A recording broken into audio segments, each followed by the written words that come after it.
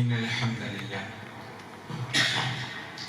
نحمده ونستعينه ونستغفر به ونتوكل عليه ونعوذ بالله من شرور أنفسنا ومن سيئات أعمالنا من يهده الله فلا مضل له ومن يضلل فلا هادي له وأشهد أن لا إله إلا الله وحده لا شريك له وأشهد أن محمدا عبده ورسوله أرسله بالهدى ودين الحق ليظهره على الدين كله ولو كره المشركون اللهم صل على محمد وعلى آل محمد كما صليت على إبراهيم وعلى آل إبراهيم وبارك على محمد وعلى آل محمد كما باركت على إبراهيم وعلى آل إبراهيم إنك حميد مجيد أما بعد فإن خير الكلام كلام الله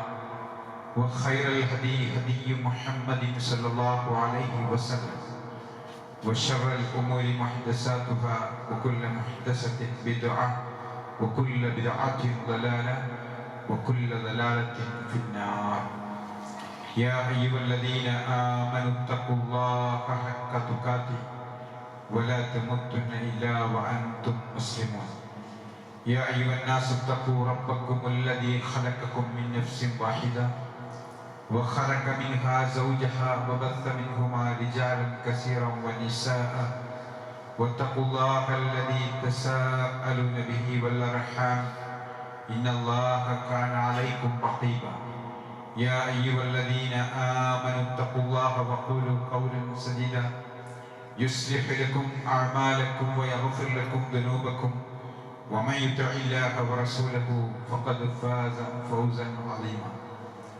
أعوذ بالله من الشيطان الرجيم بسم الله الرحمن الرحيم قل أعوذ برب الفلق من شر ما خلق സ്നേഹ സമ്പന്നരായ സഹോദരി സുഹൃത്തുക്കളെ, അല്ലാഹുവിൻ്റെ നിയമനിർദ്ദേശങ്ങൾ ജീവിതത്തിലുടനീളം പാലിച്ചു റബ്ബിൻ്റെ ഇഷ്ടദാസന്മാരാകാൻ സദാ ശ്രദ്ധിച്ചും ശ്രമിച്ചും അതിനുവേണ്ടി അധ്വാനിച്ചു കൊണ്ടിരിക്കണമേ എന്ന് എന്നോടൊന്ന് പലപ്പോഴും ഓർമ്മപ്പെടുത്തുകയാണ്, ഉപദേശിക്കുകയാണ്. അല്ലാഹു സൂക്ഷ്മത പാലിച്ച് ജീവിക്കുന്ന സജ്ജനങ്ങളിൽ നമ്മയും കുടുംബത്തെയും ഉൾപ്പെടുത്തി അനുഗ്രഹിക്കുമാറാകട്ടെ. പിശാചിന്റെ പ്രവർത്തനം മറഞ്ഞ വഴിയിലൂടെയാണ് എന്ന് നമുക്ക് കാണാൻ പറ്റാത്തത് കൊണ്ട് റബ്ബിന്റെ കാവൽ നിരന്തരമായി ലഭിക്കുവാൻ വിശുദ്ധ ഖുർആനും പ്രവാചകചര്യയും നമ്മെ പഠിപ്പിക്കുന്നതിൻ്റെ പ്രധാനപ്പെട്ട ഭാഗമാണ് കഴിഞ്ഞ ഖുതുബയിൽ നമ്മൾ മനസ്സിലാക്കിയത്. ശൈത്താന്റെ, ഇബ്ലീസിന്റെ ഉത്ഭവം തന്നെ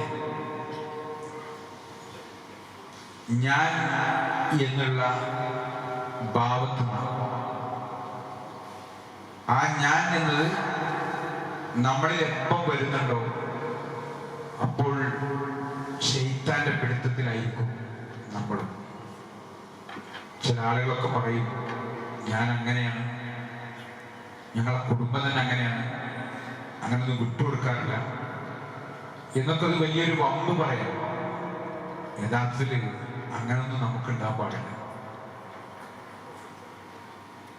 മണ്ണുകൊണ്ട് സൃഷ്ടിച്ച ആദമിന് ഞാൻ സുജൂദ് ചെയ്യുകയോ, അവിടെ ഒരു ഉത്തമൻ ആർ എന്നുള്ള മത്സരം എന്ന് പറഞ്ഞാൽ മണ്ണാണോ തീയാണോ ഉത്തമം, മണ്ണിനേക്കാളൊക്കെ എത്ര മേലെയാണ് തീ എന്നൊരു ചിന്തയാണ് സുജൂദ് ചെയ്യാൻ മടിച്ചതും. അതുകൊണ്ടാണ് അഹങ്കാരം നടിച്ചത് കൊണ്ട്, ഈ ഒരു ഞാൻ എന്നുള്ള തോന്നലിനാണ് യഥാർത്ഥത്തിൽ അഹങ്കാരം. അതായത് ഒരു ഈഗോ എന്ന് നമ്മൾ പറയുന്നത്. ചില ആളുകളൊക്കെ പറയും അവനെ വിളിച്ചാൽ ഞാൻ വരില്ല, അവർക്കൊരു ഈഗോ ആണ്. ഓരുണ്ടോ ഞാനില്ല. ഇങ്ങനത്തെ വർത്തമാനങ്ങളൊക്കെ ഒരു പൈശാചികമായി നമുക്കുണ്ടാകുന്ന ചില പ്രശ്നങ്ങളാണ്. അതിനെ നമ്മുടെ മുഖ്യ ശത്രുവിനെ തിരിച്ചറിയണമെന്നും ഇന്നഹു ലക്കും അദുവ്വുൻ മുബീൻ, അവൻ പ്രത്യക്ഷമായ ശത്രുവാണ് എന്ന് ആവർത്തിച്ച് ഖുർആൻ പറയുന്നതും നമ്മൾ മനസ്സിലാക്കി. അതുകൊണ്ട് നമ്മളൊക്കെ മദ്രസയിലൊക്കെ പഠിച്ച ഒരു പ്രവാചക വചനം, അണു അളവ് ഈ കിബറുണ്ടായാൽ, ഈഗോ ഉണ്ടായാൽ, ഞാനുള്ള ഭാവം ഉണ്ടായാൽ സ്വർഗപ്രവേശനം അവന് സാധ്യമല്ല എന്ന് മുഹമ്മദ് നബി സ്വല്ലല്ലാഹു അലൈഹി വസല്ലമയുടെ വാക്കാണ്. അവിടെ നമ്മളൊക്കെ എത്രമാത്രം വിനയപ്പെടാനും വിട്ടുവീഴ്ച ചെയ്യാനും മാപ്പ് കൊടുക്കാനും പൊരുത്തപ്പെട്ടു കൊടുക്കാനും എല്ലാം നമുക്ക് ഓരോരുത്തർക്കും കഴിയേണ്ടതുണ്ട്. അത് കഴിയണമെങ്കിൽ ശൈത്താനെ ശരിക്കും നമ്മൾ മനസ്സിലാക്കിയാൽ ഏറെ എളുപ്പമാണ്. ഇപ്പോ രണ്ടുപേരിങ്ങനെ അടിപിടി കൂടുന്ന, അല്ലെങ്കിൽ ഓവർ വർത്തമാനം പറയും, ഭയങ്കരമായിട്ട് വൈലന്റ് ആയിട്ട് സംസാരിക്കുകയാണ് രണ്ടുപേരും. നബിസാസ്മത് കേട്ടു പറഞ്ഞാലും ഒരാൾ എനിക്കറിയുന്നത് പറയുമായിരുന്നെങ്കിൽ എന്ന് പറഞ്ഞാൽ അഊദു ബില്ലാഹ് എന്ന് പറഞ്ഞാൽ അയാളുടെ ദേഷ്യം മാറുമായി. നമ്മളൊക്കെ പഠിച്ചിട്ടുണ്ട്, ഒരാൾക്ക് ദേഷ്യം വരികയാണെങ്കിൽ അയാൾ ഇരിക്കണം, ഇരുന്നിട്ട് മാറില്ലെങ്കിൽ കടുക്കണം, എന്നിട്ട് മാറില്ലെങ്കിൽ പോയിട്ട് ഒതുവെടുക്കണം. ഇതുവരെ ദേഷ്യം പിടിച്ചിട്ട് നമ്മൾ ആരെങ്കിലും അങ്ങനെ ചെയ്തിട്ടുണ്ടാവും? അതൊക്കെ നമ്മെ പഠിപ്പിക്കുന്നതാണല്ലോ. അങ്ങനെ ശൈത്താനെ പറ്റി മനസ്സിലാക്കുമ്പോഴാണ് നമുക്കത് ചെയ്യാൻ കഴിയും. മാത്രമല്ല പിശാചിനെ ശരിക്കും പഠിച്ചാൽ ഒരാളോട് നമുക്കാർക്കും ദേഷ്യം ഉണ്ടാവും. ആയിഷ റളിയല്ലാഹു അൻഹ നബി സല്ലല്ലാഹു അലൈഹി വസല്ലമയോട് അല്പം ദേഷ്യപ്പെട്ട് ഒരു പ്രത്യേക രൂപത്തില് സംസാരിച്ചു. അപ്പൊ റസൂൽ പറഞ്ഞു, ആയിഷ, ഇപ്പോൾ നീയല്ല, നിന്റെ ശൈത്താനാണ് സംസാരിക്കുന്നത്. അപ്പൊ റസൂലുള്ളാഹി സ്വല്ലല്ലാഹു അലൈഹി വസല്ലമക്ക് ആയിഷ റളിയല്ലാഹു അൻഹയോട് ദേഷ്യം വന്നില്ല, ഇപ്പോ ശൈത്താനെ മനസ്സിലാക്കി. അതെ, ആയിഷ റളിയല്ലാഹു അൻഹ അല്പം വൈലന്റായി ദേഷ്യത്തോടു കൂടി സംസാരിക്കുന്നത് ആയിഷ റളിയല്ലാഹു അൻഹ പിശാചാണ് എന്ന് റസൂലുള്ളാഹി പറഞ്ഞതോടുകൂടി നോക്കൂ നിങ്ങൾ, ഇങ്ങനെ നമ്മളോട് ഒരാളെ സംസാരിക്കുമ്പോൾ, ദേഷ്യപ്പെടുമ്പോൾ, അത് ഭാര്യയാവട്ടെ മറ്റാരാവട്ടെ, അവരോട് അവരുടെ ശൈത്താനാണ് സംസാരിക്കുന്നത് എന്ന് മനസ്സിലാക്കിയാൽ ഒരു വ്യക്തിയോടും നമുക്കാർക്കും ദേഷ്യം ഉണ്ടാവില്ല. ഒന്നൊരു ഉദാഹരണമായിട്ട് പറഞ്ഞാൽ, ഒരു ശക്തമായ വേദന വന്ന്, വയറുവേദന വന്ന്, അങ്ങനെ ആശുപത്രിയിലേക്ക് താങ്ങിയെടുത്ത് കൊണ്ടുപോയി വേദന കൊണ്ട് പുളയുന്ന ആ ഒരവസ്ഥയിൽ ഡോക്ടർ പരിശോധിച്ച് ഒരു ഇഞ്ചക്ഷനൊക്കെ ചെയ്ത് അവിടെ അഡ്മിറ്റ്. അങ്ങനെ ആ ഇഞ്ചക്ഷന്റെ മയക്കത്തിൽ അത് രാത്രി സുഖമായിട്ട് ഉറങ്ങി. നേരെ വെളുക്കുമ്പോൾ എഴുന്നേറ്റപ്പോൾ ഇന്നത്തേക്കാൾ ശക്തമായ വേദന വരുന്നുണ്ട്. അപ്പോഴാണ് ഡോക്ടർ റൗണ്ട്സിന് വരുന്നത്. ഡോക്ടറെ കണ്ടപ്പോൾ വേദന കൊണ്ട് ഇയാൾ പറഞ്ഞു, നിങ്ങളൊക്കെ എവിടുന്നാണ് ഡോക്ടറായത്, കോപ്പി അടിച്ച് പാസ്സായതാണോ, മറ്റേ വേദന കണ്ടില്ല ഇതൊക്കെ പറഞ്ഞ് ഭയങ്കരമായിട്ട് ഡോക്ടറെ ചീത്ത പറയും. അപ്പോഴും ബൈസ്റ്റാൻഡറൊക്കെ പൊത്തിപ്പിടിക്കേണ്ട മുണ്ടല്ലെന്നൊക്കെ പറയുന്നുണ്ട്. എന്നിട്ടും നിർത്തുന്നില്ല. ഡോക്ടറൊക്കെ കേട്ടൊന്ന് വിട്ടുന്ന് ഒരു 2-3 ടെസ്റ്റൊക്കെ എഴുതിയിട്ട് പോയി. അങ്ങനെ ആ ടെസ്റ്റിന്റെ റിസൾട്ടൊക്കെ വന്നപ്പോൾ അതിന് കുറച്ച് പ്രശ്നങ്ങളുണ്ട്. അതിന് മെഡിസിനും മറ്റൊക്കെ സ്റ്റാർട്ട് ചെയ്ത് പിറ്റേന്ന് ഡോക്ടർ വന്നപ്പോൾ അയാൾ ശാന്താണ്.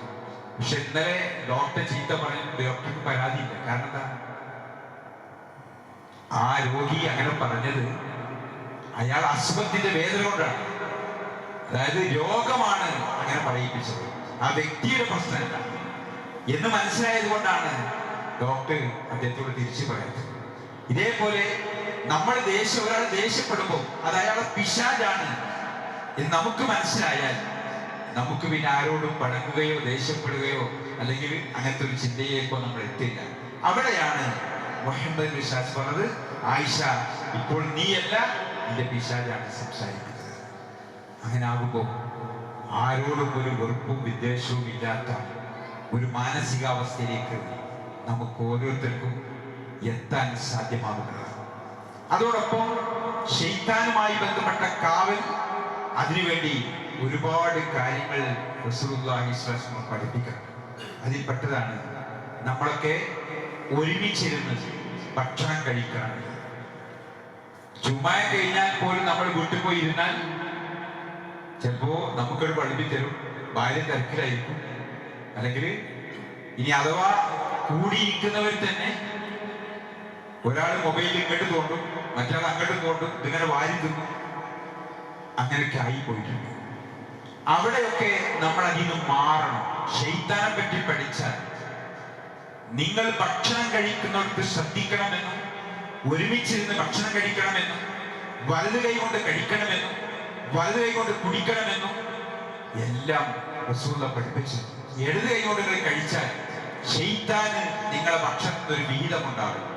ബിസ്മി ചെല്ലാതെ കഴിച്ചാൽ പിശാചിനൊരു പങ്ക് നിങ്ങളുടെ ഭക്ഷണത്തിലുണ്ടാകും.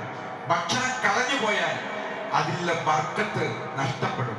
ഇതൊക്കെ നമ്മൾ പഠിപ്പിച്ചിട്ടുണ്ട്.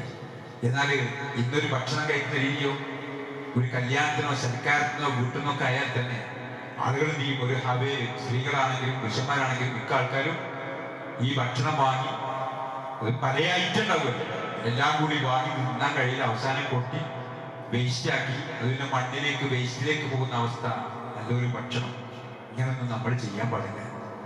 നമ്മൾ കഴിക്കുന്നത് വൃത്തിയായും ശ്രദ്ധിച്ചും ഒരു വറ്റും കളയാതെയും കഴിക്കണം. അത് വീട്ടിൽ നിന്നായാലും കല്യാണത്തിനായാലും സൽക്കാരത്തിനായാലും എവിടുന്ന് കഴിക്കുകയാണെങ്കിലും നമ്മൾ ആ സുന്നത്ത് പാലിക്കണം. അതായത് ഒരു വറ്റ് തീമേശമേൽ വീണാൽ അത് എടുത്തിട്ട് നമ്മൾ കഴിക്കണം. അതെ, അല്പം എന്തെങ്കിലും തുടച്ചിട്ട് കഴിക്കണം. ഒരു കടലിലെ മണി വരെ വീണാൽ നമ്മൾ എടുക്കാതിരിക്കലാണ് പലപ്പോഴും. അതൊക്കെ എടുത്തിട്ട് നമ്മൾ കഴിക്കണം. അതിന് ബർക്കത്തിന്റെ ദിവസം പറഞ്ഞിട്ടുണ്ട്. അതെ, അങ്ങനെ ഒരു വറ്റും കളയാതിരിക്കണം. പിശാചിനെ പറ്റി പഠിക്കുമ്പോൾ പിശാചിന് ഒരു വിഹിതമുണ്ടാക്കുന്ന ഒരു പ്രവർത്തനം നമ്മൾ ഒരാളെ ഭാഗത്തുനിന്ന് വരാൻ പാടില്ല. അതുകൊണ്ട് ബിസ്മി ചൊല്ലി കഴിക്കണം. അഥവാ മനുഷ്യ സഹജമായി മറന്നുപോയാൽ അതിന് കുറെ പിശാചുമായി ബന്ധപ്പെട്ട നമ്മൾക്ക് ആദ്യം അച്ചാറ് മറ്റൊക്കെ വെക്കുമ്പോൾ അങ്ങനെ തോണ്ടി തിന്നുമ്പോൾ എന്ത് ചെയ്യും? ബിസ്മില്ല മറന്നു. അങ്ങനെ അഥവാ മറന്നാൽ നമുക്ക് ഇടയ്ക്ക് ഓർമ്മയായാൽ ബിസ്മില്ലാഹി അവ്വലുഹു വആഖിറുഹു എന്ന് പറയാൻ മുഹമ്മദ് നബി സ്വല്ലല്ലാഹു അലൈഹി വസല്ലം പഠിപ്പിക്കും. അങ്ങനെ ബിസ്മി ചൊല്ലി ഭക്ഷണം കഴിക്കണം. ഒപ്പം വലത് കൈയോട് മാത്രം കഴിക്കണം. പലപ്പോഴും ആളുകൾ ചെയ്യും, വലത്തെ കൈയോട് ഭക്ഷണം കഴിക്കും, ഇടത്തെ കൈയോട് വെള്ളം കഴിക്കും. അത് ഡിസ്പോസിബിൾ ഗ്ലാസ് ആണെങ്കിലും മിക്കവരും ചെയ്യൽ അങ്ങനെ. യഥാർത്ഥത്തിൽ എന്താണ് റസൂലുള്ളാഹി പറഞ്ഞത്? നിങ്ങൾ ഇടത് കൈയോട് ലാ യൽകുലന്ന ലാ യശ്റബന്ന, ഇടത് കൈയോട് തിന്നാനും പാടില്ല കുടിക്കാനും പാടില്ല എന്ന് മുഹമ്മദ് നബി സ്വല്ലല്ലാഹു അലൈഹി വസല്ലം വാക്കാണ്. എന്നാൽ റസൂലുള്ളാഹി ഇതിന്റെ ഗൗരവം മനസ്സിലാണെങ്കിൽ പിശാചുമായി ബന്ധപ്പെട്ട വിഷയം പഠിക്കുമ്പോൾ ഇതിന്റെ ഗാംഭീര്യം നമുക്കൊക്കെ ചെറുതായി നിസ്സാരമായി തോന്നുന്ന കാര്യങ്ങളൊക്കെ. എന്നാൽ റസൂലുള്ളാഹി ഒരു സഹാബിയോട് ഇങ്ങനെ ഇടത്തെ കൈകൊണ്ട് കഴിക്കുന്നത് കണ്ടപ്പോൾ വലത് കൈകൊണ്ട് കഴിക്കുക എന്ന് പറഞ്ഞപ്പോൾ എനിക്ക് ഇങ്ങനെയൊക്കെ കഴിയുള്ളൂ എന്ന രീതിയിൽ ഒരു വർത്താനം പറഞ്ഞു. അപ്പൊ റസൂലുള്ളാഹിക്ക് എത്ര സ്നേഹമുള്ള ആളാണ്, എത്ര സ്നേഹമുള്ള ആളാണ്. എറിഞ്ഞവർക്ക് വേണ്ടി, കൂക്കിയവർക്ക് വേണ്ടി, പരിഹസിച്ചവർക്ക് വേണ്ടി, പുറത്തു കൊടുക്കാനും ഹിദായത്ത് കിട്ടാനും വേണ്ടി പ്രാർത്ഥിച്ച മുഹമ്മദ് നബി സ്വല്ലല്ലാഹു അലൈഹി വസല്ലം റസൂലുള്ളാഹി പഠിപ്പിക്കുന്ന ഒരു ഹദീസ്, ഒരു സുന്നത്തിനെ ഒരു അവഗണിച്ചപ്പോ, ഒരു കളിയാക്കിയത് തോന്നിയപ്പോഴേക്ക് റസൂലുള്ളാഹി പറഞ്ഞു, നിനക്ക് കഴിയാതിരിക്കട്ടെ, ആ ഇടത് കൈ കൊണ്ട് കഴിച്ചാൾക്ക് കഴിയാതിരിക്കട്ടെ എന്ന് പറയുകയും ആ കൈ പിന്നെ പൊക്കാൻ വായിലേക്ക് പിന്നെ കൊണ്ടുപോകാൻ സാധ്യമായിട്ടില്ല അയാളെ മരണം വരെ. അത്രയ്ക്ക് ഗൗരവം നമ്മൾ അത് ഇടത് കൈ കൊണ്ട് തിന്നുന്നതിന് കൊടുക്കുന്നത്. ആ രീതിയാണ് നമ്മൾ ഇത്തരം കാര്യങ്ങളെ മനസ്സിലാക്കുന്നത്. ശൈത്താനെ ശരിക്കും പഠിച്ചാൽ, ഈ ഹദീസ് പഠിച്ചാൽ, അതായത് വലത് കൈ കൊണ്ടല്ല തിന്നാനും പാടില്ല കുടിക്കാനും പാടില്ല റസൂലുള്ളാഹി പറഞ്ഞാൽ പിന്നെ ഈ കൈ നമ്മൾ നിങ്ങളുടെ പോകില്ല. നോക്കൂ, നിങ്ങൾ എത്ര ആൾക്കാരാണ് ഇടത്തെ കയ്യില് ചായ, വലത്തെ കയ്യിൽ കടി, രാവിലെ തന്നെ എന്നിട്ട് ചെയ്യും ഇങ്ങനെ രണ്ട് കൈ കഴിക്കും. അത് നമ്മൾ മാറ്റണം. അത് പിശാചിന് അതിൽ വിഹിതമുണ്ട്. അതുകൊണ്ട് ഇടത് കൈ കൊണ്ട് കുടിക്കാനും പാടില്ല കഴിക്കാനും പാടില്ല. അതെ, ഇനി പ്ലേറ്റ് ചില ആളുകൾ പറയും സാലൊക്കെ പ്ലേറ്റ് നമ്മൾ വലത്തേ കഴിക്കുമ്പോൾ അത് എന്ത് ചെയ്യും, അത് പിന്നെ നമ്മൾ ഗ്ലാസ് പിടിക്കുമ്പോൾ പ്രശ്നമല്ലേ. നമ്മൾ അങ്ങനെ ഈമ്പിട്ട് പിടിച്ചാൽ മതി, ആദ്യം കുടിച്ചാൽ മതി വെള്ളം, അവസാനം കഴിച്ചാൽ മതി. അഥവാ വരക്ക് കഴിക്കണോ എന്തെങ്കിലും വരക്ക് ഈമ്പിട്ട് കുടിച്ചാൽ മതി, വലത്തേ കൊണ്ട് തന്നെ പിടിക്കണം, വലത്തോടെ തന്നെ കഴിക്കണം. അപ്പൊ ചില ആൾക്കാർ എന്ത് ചെയ്യും, ഇടത്തെ കൈ പിടിച്ചിട്ട് ഇങ്ങനെ ഒരു ഇത് കൊടുക്കും. അതെന്താ, ഒരു വലത്തെ കൈ കൊണ്ട് ഇങ്ങനെ ഒരു കൊടുക്കരുത്. അതിനാ വെച്ചാൽ ഇതൊക്കെ എടുത്താൽ എന്ത് ചെയ്യും, അപ്പൊ ഇടത്തെ കൈ കൊണ്ട് തന്നെ കുടിക്കണത്. അപ്പൊ ഇത് വെറുതെ ആ പറ്റിക്കലൊന്നും ശരിയല്ല. വലത് കൈ കൊണ്ട് തന്നെ കുടിക്കണം, വലത് കൊണ്ട് തന്നെ കഴിക്കണം. പക്ഷേ എന്നാൽ കറി മറ്റൊക്കെ ഒഴിച്ചു കൊടുത്താൽ നമുക്ക് അടുത്ത കൈ ഉപയോഗിക്കാം. തിന്നരുത് കുടിക്കരുത് പറഞ്ഞത്, ഒഴിക്കരുത് പറഞ്ഞത്. നമ്മൾ ഈ കൈ കൊണ്ട് തന്നെ കറി ഒഴിച്ചു വെച്ചിട്ട് നമ്മൾ സദസ്സിലിരിക്കുമ്പോൾ ഇടത് കൈ കൊണ്ട് ഒഴിച്ചു കൊടുക്കാം. കഴിക്കുന്നതും കുടിക്കുന്നതും വലത് കൈ കൊണ്ട് മാത്രമാകാൻ നമ്മളൊക്കെ ശ്രദ്ധിക്കണം. അല്ലെങ്കിൽ ശൈത്താന് നമ്മുടെ ഭക്ഷണത്തിൽ വീലുണ്ടാവും, നമുക്ക് ആ ഭക്ഷണത്തിന്റെ ബർക്കത്ത് നഷ്ടപ്പെടുന്ന തിരിച്ചറിവ് നമുക്കുണ്ടാകും. അതുകൊണ്ട് നമ്മൾ ഇന്ന് തന്നെ പ്രാവർത്തികമാണ്. ചുമ്മാ കഴിഞ്ഞ് പള്ളി വീട്ടിലെത്തിയാൽ ഭക്ഷണം കഴിക്കുമ്പോൾ നമ്മുടെ ഭാര്യ അപ്പുറത്താകരുത്, കുട്ടികൾ അപ്പുറത്താകരുത്, മാതാപിതാക്കളും മക്കളും എല്ലാവരും ഒരുമിച്ചിരിക്കണം. അതെ, അവസാനം മറ്റുള്ള തലയും കഴുത്തും ഒക്കെ ഭാര്യക്കും നല്ലൊക്കെ നമുക്ക് തന്നെ എല്ലാവരും ഒപ്പിരിക്കണം. എന്നിട്ട് ഒരു കഷ്ണം മീനൊക്കെ അങ്ങോട്ടും ഇങ്ങോട്ടും പെട്ടുകൊടുത്ത് അങ്ങനെ കഴിക്കുന്ന ഒരു രീതി, ആ രീതിയാണ് ഇസ്ലാം പഠിപ്പിക്കുന്നത്. നമുക്കറിയാലോ, മുഹമ്മദ് ബിശ്വാസിനെയും ഫാത്തിമ റളിയല്ലാഹുവിനെയും മരുമകൻ അലി റളിയല്ലാഹു ഒക്കെ ഒരുമിച്ചിരുന്ന് ഭക്ഷണം കഴിക്കുമ്പോൾ അവിടെ ഏതാ അന്നത്തെ ഭക്ഷണത്തിന്റെ രീതി, അമ്മോശാക്കി മരുവനും ഒപ്പിരിക്കണം. നമ്മുടെ മരുവന് കൊടുത്ത് മാറിക്കണം. ഇത് ഒരു കഴിച്ചേറ്റം വിചാരിച്ചിരിക്കണം, അവരൊപ്പിരിക്കണം. അങ്ങനെ ഒപ്പിരുന്ന് ഭക്ഷണം കഴിക്കുമ്പോൾ അലി റളിയല്ലാഹു കഴിച്ച മരുവൻ കഴിച്ച കാരക്കന്റെ കുരുവൊക്കെ, ചില ആൾക്കാരൊക്കെ ഉണ്ടല്ലോ സൽക്കാരത്തിനും മറ്റൊക്കെ എന്ത് ചെയ്യും, കഴിച്ച കോഴിന്റെ എല്ലും മുള്ളൊക്കെ മറ്റൊരിടത്തേക്ക് നീക്കി വെക്കുക. ഇതേപോലത്തെ ഒരു നീക്കി വെക്കൽ ആര് നടത്തി? മരുവൻ അലി റളിയല്ലാഹു അമ്മോശാക്കന്റെ അടുത്തേക്ക് മെല്ലെ നീക്കി വെച്ചു.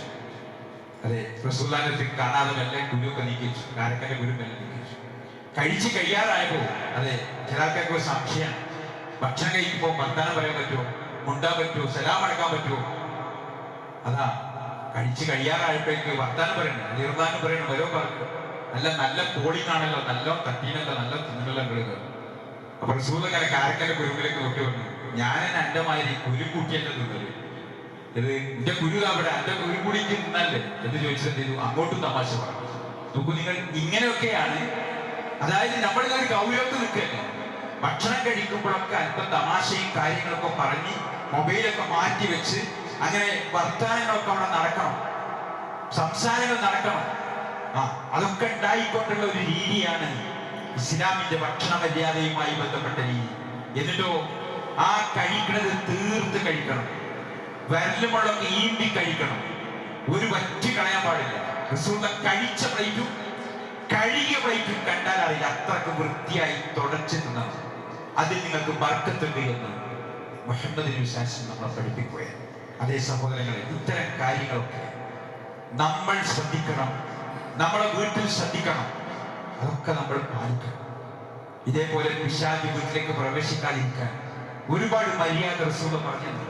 അപ്പൊ നമ്മുടെ വീട്ടിൽ ജീവനുള്ള വസ്തുക്കളുടെ ഫോട്ടോ പ്രദർശിപ്പിക്കരുത്. ചില ആളുകളൊക്കെ ആനക്കുട്ടി മറ്റു സാധനങ്ങളൊക്കെ ഷോക്കേസിരിക്കുന്നത്, പല ജാതി സാധനങ്ങളും. ചില ആളുകൾക്ക് സ്പോർട്സിന്റെ ഭയങ്കര പ്രിയം. അപ്പൊ ചെയ്യും റൂമിലൊക്കെ ഇങ്ങനെ ഫോട്ടോ ഇതൊക്കെ സ്പോർട്സിന്റെ അവരുടെ ഇഷ്ടപ്പെട്ട താരങ്ങളൊക്കെ ചിത്രം ഒക്കെ. ചില ആൾക്കാർ കല്യാണം കഴിഞ്ഞ ഫോട്ടോ ഒക്കെ ഇങ്ങനെ ബെഡ്റൂമിൽ ഇങ്ങനെ പോകും. ഇതൊന്നും ഇസ്ലാമികമല്ല.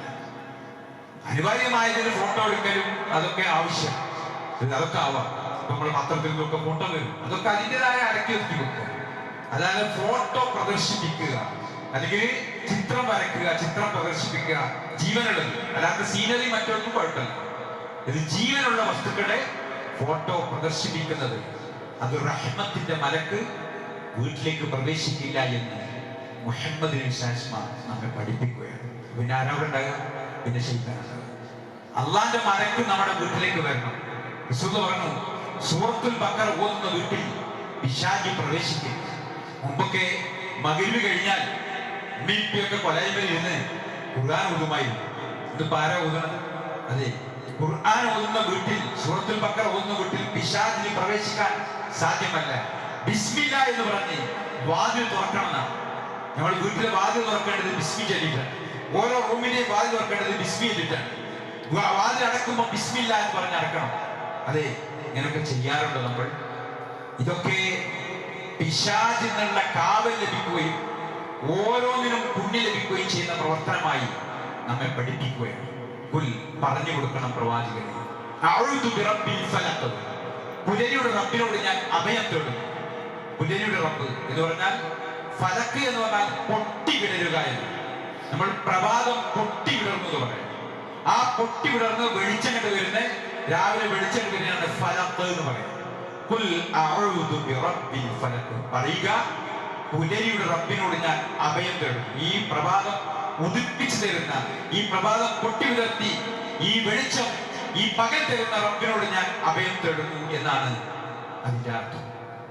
മിൻ ശരി മാ ഖലഖ്, അല്ലാഹു സൃഷ്ടിച്ചവയുടെ കെടുതിയിൽ നിന്ന്.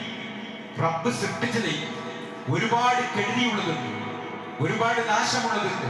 അതിന് റബ്ബ് തന്നെ കാവൽ നൽകണം.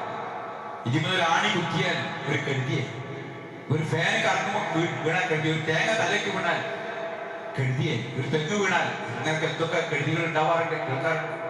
അതെ, അതിനാരെന്നെ കാവൽ നൽകണം?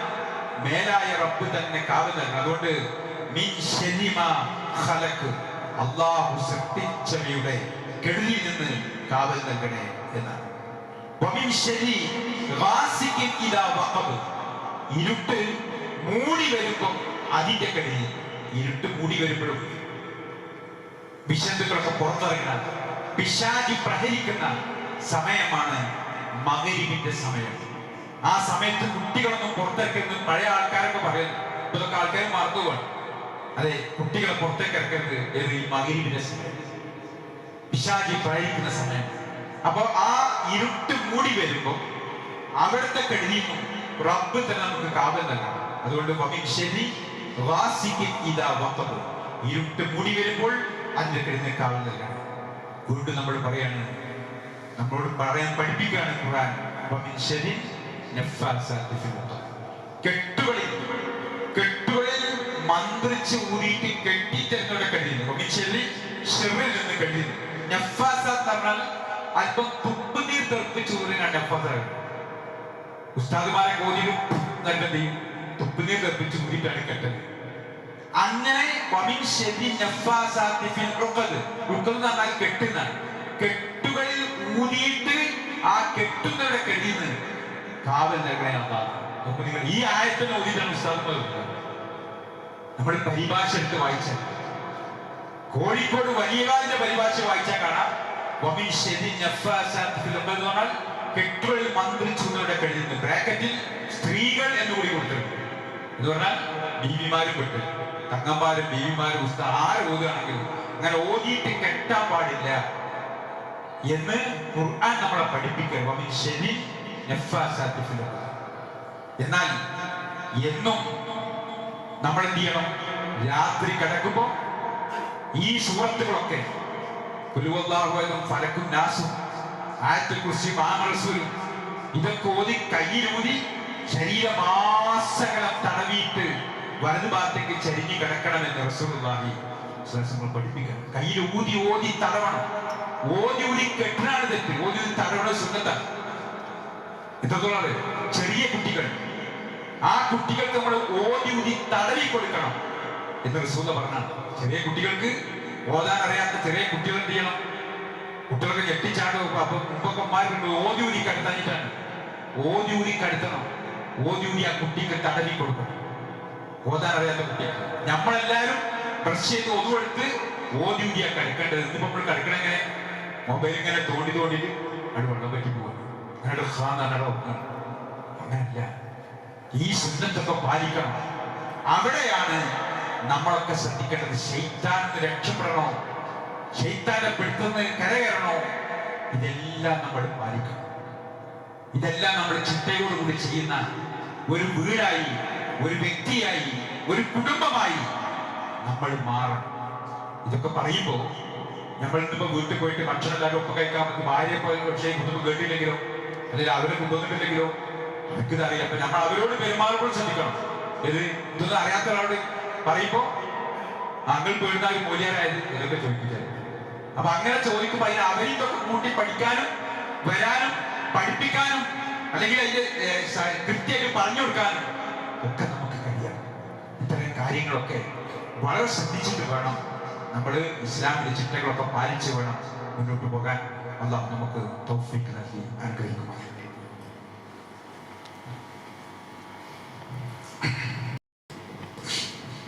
അൽഹംദുലില്ലാഹ് الذي هدانا لهذا وما كنا لنهتدي لولا أن هدانا الله.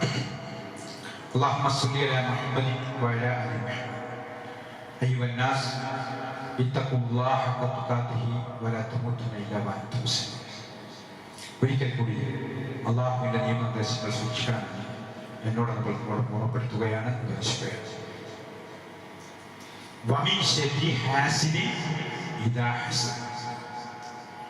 അസൂയക്കാരൻ അസൂയപ്പെടുത്തുമ്പോൾ അതിന്റെ കെടുതിയിൽ കാവൽ എന്ന് പറഞ്ഞാൽ അസൂയ, കണ്ണേർ, ഇതൊക്കെ ഉള്ളതാണ്.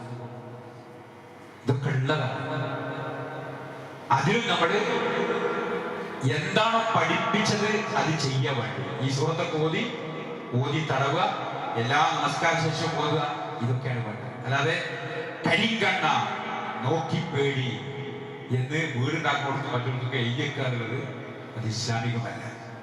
അത് പാടില്ല, അങ്ങനൊന്നും ഇല്ല. അതെ, എന്നാലോ അയിലൊക്കെ ഹക്കുൻ റസൂൽ പറയാണ്, അയിലൊക്കെ ഹക്കുൻ, കണ്ണേർ സത്യമാണ്. കണ്ണേറുണ്ട്. നാവുകൊണ്ട് പറഞ്ഞാല് അതൊന്നും ഏതോ ഒരാള് പറഞ്ഞാലല്ല, നമ്മൾ ആര് പറഞ്ഞാലും അത് പറ്റും, എപ്പോഴറിയില്ല. അതുകൊണ്ട് കണ്ണേറും സംസാരവും ഒക്കെ നമ്മൾ ശ്രദ്ധിക്കണം. ഒരു കുട്ടി നല്ലോണം ഖുർആൻ ഓതി നല്ലൊരു പാട്ട് പാടി, അപ്പോഴോ എന്താ പാട്ട് എന്ന് പറയരുത്. അത് പറയുമ്പോ മാഷാ അല്ലാഹ് എന്ന് പറയണം. അറബികളൊക്കെ എപ്പോഴും കാണുമ്പോഴും സംസാരിക്കുമ്പോൾ ഇതൊക്കെ ആര് പറയും? അതിങ്ങനെ പറഞ്ഞുകൊണ്ടായിരിക്കണം നമ്മൾ ഒരാളോട് സംസാരിക്കേണ്ടതും. ഒരാളോട് ഇങ്ങനത്തെ പറ്റാതിരിക്കാൻ, ഒരു കുട്ടിക്ക് ഇങ്ങനെ പറ്റാതിരിക്കാൻ നമ്മൾ ഇത്തരം കാര്യങ്ങൾ മാഷാ അല്ലാഹ് തബാറക അല്ലാഹ് അതൊക്കെ ഇങ്ങനെ എഴുതി വെച്ചിട്ട് എന്തല്ല വീടിനാക്കോടൊന്നും മറ്റൊക്കെ എഴുതിയൊക്കെയല്ലേ, നമ്മളത് പറയുകയാണ്. അതാണ് അതിനുള്ള കാവൽ ലഭിക്കാൻ വേണ്ടി റസൂൽ നമ്മളോട് പറഞ്ഞത്. അതുകൊണ്ട് കണ്ണേറുണ്ട്, ഇതൊന്നും ഇല്ലാതെ ഉള്ളതിന് അതിനെ എങ്ങനെയാണോ പഠിപ്പിച്ചത് അതുപോലെ ചെയ്യാതെ ഒരു മൺകലത്തുമല് ഇങ്ങനെ മൂറൊക്കെ തേച്ച് ഇങ്ങനെ പിന്നെ തെങ്ങിന്റെ മുകളിലോ അല്ലെങ്കിൽ മറ്റുള്ളടത്തൊക്കെ ഇങ്ങനെ അതല്ല ചെയ്യുന്നത്. അതൊന്നും ഇസ്ലാമിലില്ല. അല്ലെങ്കിൽ ഒരു ബോർഡ് ഇങ്ങനെ കരിങ്കണ്ണ നോക്കിയിട്ട് പുതിയ വീണ്ടാക്കുമ്പോ അതൊന്നുമില്ല. ഇതൊന്നും ഇല്ലാത്തത് ഉള്ളത് പോലെ ചെയ്യാൻ, അത് നമുക്ക് ഉള്ളത് അറിയണം. അതിന് എന്താണ് പ്രതിവിധി അറിയണം. നമ്മുടെ സംസാരത്തിൽ, നമ്മുടെ നാവിൽ അത് വരണം. മാഷാ അല്ലാഹ് തബാറക അല്ലാഹ് അങ്ങനത്തെ അതാണ് ശരി. അസൂയക്കാരൻ അസൂയപ്പെടുത്തുമ്പോൾ അതിന്റെ കെടുതിയിൽ കാവൽ നൽകണേ അല്ലാഹ് എന്ന് നമ്മളോട് പ്രാർത്ഥിക്കാൻ ഖുർആൻ നമ്മോട് പറഞ്ഞത്. അതുകൊണ്ട് ഇത്തരം കാര്യങ്ങളൊക്കെ അതിന്റെ ചടുലതയോടുകൂടി നമുക്കത് മനസ്സിലാക്കാം, കൃത്യമായിട്ട് മനസ്സിലാക്കാം. എന്നിട്ട് അങ്ങനെ പ്രതിരോധം ഒരുക്കാൻ നമുക്ക് കഴിയണം എല്ലാ രംഗത്തും. അപ്പൊ രാത്രി നിങ്ങൾ നോക്കി, നമുക്കൊക്കെ അറിയാലോ, ഇപ്പോ നമ്മളൊരു 60 വയസ്സ് വരെ ജീവിക്കുക. 60 വയസ്സ് വരെ നമ്മൾ ജീവിച്ചാൽ 60 ആളുകൾ ഉണ്ടാവാം.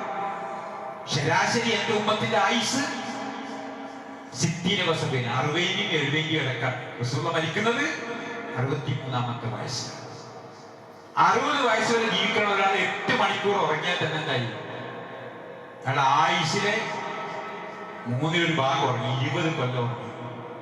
ആ ഉറക്കം മുഴുവനും പ്രതിഫലം കിട്ടും. രാത്രി എന്ത് ചെയ്താൽ മൊബൈലൊക്കെ മാറ്റി വെച്ച് ബ്രഷ് ചെയ്ത് ഒതുവെടുത്ത് കിടക്കണ വിരിയും മറ്റൊക്കെ ഒന്ന് തട്ടി അതിലിരുന്ന് ആയത്തിൽ കുറിച്ച് മാങ്ങും ഫലക്കും നാസപ്പോതി കൈയൂതി ശരീരമാസകൾ തടങ്ങി ഒട്ടേറെ പ്രാർത്ഥന. ഏറ്റവും ചെറിയ പ്രാർത്ഥന ബിസ്മിക അല്ലാഹുമ്മ അഹ്യ വഅമൂതു, അല്ലെങ്കിൽ ബിസ്മിക അല്ലാഹുമ്മ അമൂതു വഅഹ്യ, എന്നൊക്കെ റിപ്പോർട്ടുണ്ട്. അല്ലെങ്കിൽ ബിസ്മിക എന്നുള്ള പ്രാർത്ഥന. ഈ പ്രാർത്ഥന ചൊല്ലി വലതു ഭാഗത്തേക്ക് ചെരിഞ്ഞു കിടക്കണം. ഇന്നലെ രാത്രി അങ്ങനെ ഉറങ്ങി എത്ര ആളുണ്ടെന്ന് ഈ ജുമായ്ക്ക് ഞാൻ ചോദിച്ചാൽ എന്തായിരിക്കും നമ്മുടെ മറുപടി? ആലോചിച്ചു. അതുകൊണ്ട് 20 കൊല്ലം നമുക്ക് ഉറങ്ങാൻ ആയുസ് കിട്ടുകയാണെങ്കിൽ ആ ഉറക്കം മുഴുവൻ നമുക്ക് നന്മയായി വരാൻ, ഇതൊക്കെ ചെല്ലിക്കിടന്ന ഒരാൾ മരിച്ച അയാൾ സ്വർഗത്തിലാണ് റസൂൽ പറഞ്ഞതും ഓർത്ത് നമ്മളൊരു ചിട്ട ഭക്ഷണത്തിൻ്റെയും ഉറക്കത്തിൻ്റെയും മറ്റെല്ലാത്തിൻ്റെയും കാര്യത്തിൽ ഉണ്ടാക്കിയെടുക്കാനും, ആരോടും വെറുപ്പും വിദ്വേഷവുമില്ലാതെ ആരൊന്ന് ദേഷ്യപ്പെട്ടാലും അയാളെ പിശാചാന്ന് മനസ്സിലാക്കി അവരോടൊക്കെ സ്നേഹവായ്പോടുകൂടി നിൽക്കാൻ നമുക്ക് കഴിയേണ്ടതുണ്ട്. അള്ളാഹു തൗഫീഖ് നൽകി നമ്മെല്ലാവരെയും അനുഗ്രഹിക്കുമാറാകട്ടെ. നമ്മുടെ പാപങ്ങൾ അള്ളാഹു കൊടുത്തിട്ടുമാറാകട്ടെ. കൂടുതൽ ഇത്തരം കാര്യങ്ങളൊക്കെ മനസ്സിലാക്കി അത് ജീവിതത്തിൽ പകർത്തി അത് വേറൊരാളോട് പറഞ്ഞ് അങ്ങനെ പ്രവാചകന്മാരുടെ, സിദ്ദീഖീങ്ങളുടെ, ശുഹദാക്കളുടെ, സാലിഹ്യങ്ങളുടെ സ്വർഗ്ഗത്തിലുള്ള സൗഭാഗ്യം നൽകി അള്ളാഹു നമ്മെ കുടുംബത്തെയും അനുഗ്രഹിക്കുമാറാകട്ടെ. നമ്മിന്ന് മരിച്ചുപോയ സത്യവിശ്വാസികളായ മാതാപിതാക്കൾ, ഗുരുവര്യന്മാർ, സഹോദരി സഹോദരങ്ങൾ അള്ളാഹു അവർക്കെല്ലാം മഗ്ഫിറത്തും മർഹമത്തും നൽകി അനുഗ്രഹിക്കുമാറാകട്ടെ. രാജ്യത്തിൻ്റെ നാനാഭാഗങ്ങളിൽ ലോകത്ത് പലയിടത്തും ഇസ്ലാമായതിൻ്റെ പേരിൽ പ്രയാസപ്പെടുകയും പീഡനം സഹിക്കുകയും ചെയ്യുന്ന ഒരുപാട് സഹോദരങ്ങളുണ്ട്. അള്ളാഹു അവർക്കെല്ലാം ഇസ്സത്തും പ്രതാപത്തും നൽകി അനുഗ്രഹിക്കുമാറാകട്ടെ. നമ്മളെ രാജ്യം ഭരിക്കുന്ന ഭരണാധികാരികൾക്ക് ഇസ്ലാമിന്റെ ഇസ്സത്ത് കാസൂക്ഷിച്ച് ഇവിടെ നിലകൊള്ളാനുള്ള തൗഫീഖ്, അത് ഉൾക്കൊണ്ട് ജീവിക്കാനുള്ള കരുത്ത്, അതിന് പറ്റുന്ന ഭരണാധിപത്യം അവർക്ക് അള്ളാഹു നൽകി അനുഗ്രഹിക്കുമാറാകട്ടെ. ന്യൂനപക്ഷ തീവ്രവാദത്തിനും ഭൂരിപക്ഷ തീവ്രവാദത്തിനും അള്ളാഹു നമ്മെല്ലാവരെയും കാത്തിരക്ഷിക്കുമാറാകട്ടെ. റസയിലും പലസ്തീനിലുമൊക്കെ ഞെരുങ്ങിക്കഴിയുന്ന, വല്ലാതെ പ്രയാസപ്പെടുന്ന, മരണപ്പെട്ടു പോയ അവർക്കെല്ലാം അള്ളാഹു മഗ്ഫിറത്തും മർഹമത്തും നൽകി അനുഗ്രഹിക്കുകയും അവരുടെ ബാക്കിയുള്ളവർക്ക് നിർഭയം നൽകി അവർക്ക് വിജയം നൽകി അള്ളാഹു എല്ലാവിധ സൗഭാഗ്യത്തിലേക്കും അവർ തിരിച്ചു നടത്തുമാറാകട്ടെ. ഈ ലോകത്ത് വിട പറയുമ്പോൾ ഉറക്കലായില്ലാഹിട്ട് മരിക്കാനുള്ള മഹാസൗഭാഗ്യം അള്ളാഹു നമുക്ക് എല്ലാവർക്കും നൽകുമാറാകട്ടെ. اللهم اغفر للمؤمنين والمؤمنات والمسلمين والمسلمات الأحياء منهم والأموات إنك مجيب الدعوات يا قاضي الحاجات. اللهم أجرنا من النار. اللهم أعز الإسلام والمسلمين وأذل الشرك والمشركين. ربنا هب لنا من أزواجنا وذرياتنا قرة أعين واجعلنا للمتقين إماما. ربنا آتنا في الدنيا حسنة وفي الآخرة حسنة وقنا عذاب النار والحمد لله رب العالمين. اللهم صل على محمد وعلى آل محمد.